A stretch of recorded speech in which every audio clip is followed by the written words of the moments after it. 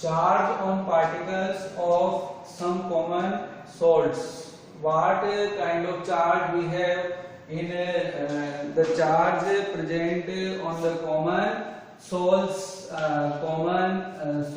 What kind of charge we have?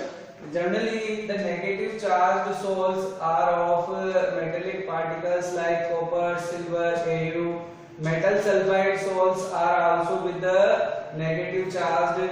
Starch, gum, gelatin, clay, acidic dyes like Congo red, eosin salts, they are negatively charged salts. Where the positively charged salts we have metal hydroxide, ferric hydroxide, aluminium hydroxide, chromium hydroxide, calcium hydroxide. Second point, hydrated metal oxides. In case of hydrated metal oxides, we have Al2O3XH2O, Fe2O3XH2O.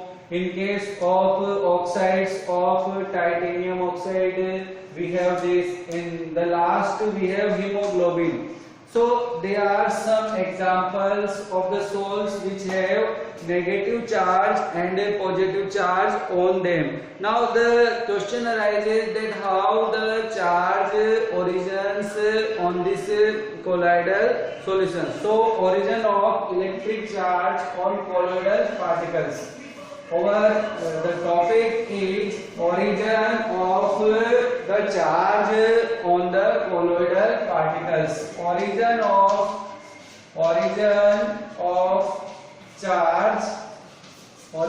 charge on colloidal particles. Origin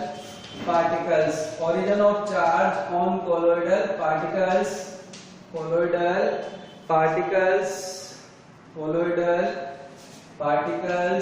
Origin of the charge on the colloidal particles. How the charge originates on the particles we have to discuss in our class. So it is various theories for the origin of the electric charge on the electric colloidal particles are given by the different persons. In these different theories, the first, according to the first theory, frictional electrification caused by the mutual rubbing of the colloidal particles with the molecules of the dispersion medium due to the movement of the colloidal particles in the dispersion medium. So first is a frictional electrification. First method is frictional electrification. First method is frictional electrification, and the second method which we have, that is electron captured by the particles from air and during electrodispersion in Brayton arc method. That is a Brayton arc method.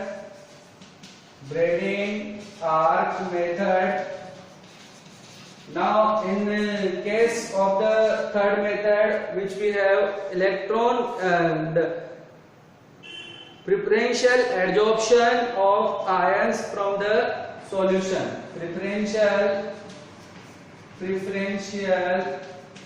adsorption of ions from the solutions. Preferential adsorption of the ions from the solutions. Now we have different examples related to these theories. In the last, an ionic colloid adsorbs ions. An ionic colloid adsorbs the ions common to its own lattice. During the preparation of the colloidal sol. We have a explanation with the example they are related to this particular point. So what we included in the explanation, just see, if a colloidal sol of silver iodide is prepared, colloidal salt of silver iodide. Colloidal salt of silver iodide is prepared by adding the potassium iodide. By adding the potassium iodide solution to AgNO3 solution, adding to AgNO3 solution till Ki is in a slight axis. Ki is in slight axis. Ki is in slight axis. Iodine ions will be adsorbed. Iodine ions will be adsorbed. Iodine ions will be adsorbed. Iodine ions will be adsorbed on the surface of AgI particles. Adsorbed on the surface of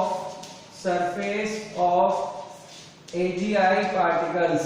Surface of AgI particles, giving them the negative charge. Particles giving them negative charge. Giving them negative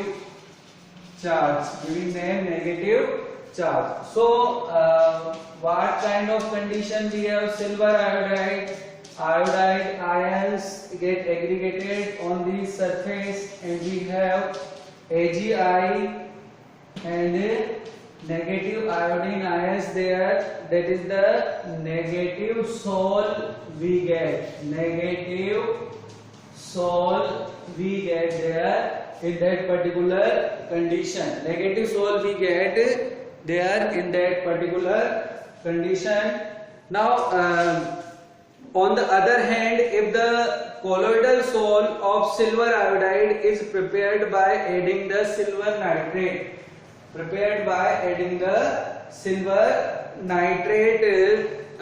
to the Ki solution, silver nitrate to the Ki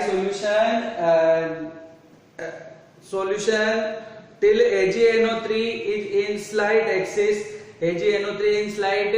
axis. Silver ions will be adsorbed. If AgNO3 is in axis, that is nitrate silver ions will be adsorbed on the surface, and we have this AgI plus Ag plus.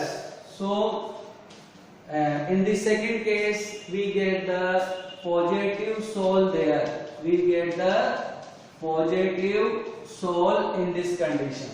So in the first condition we are getting the negative sol, and in the second condition we are getting the positive sol there. In the sol preparation of these particles, here we have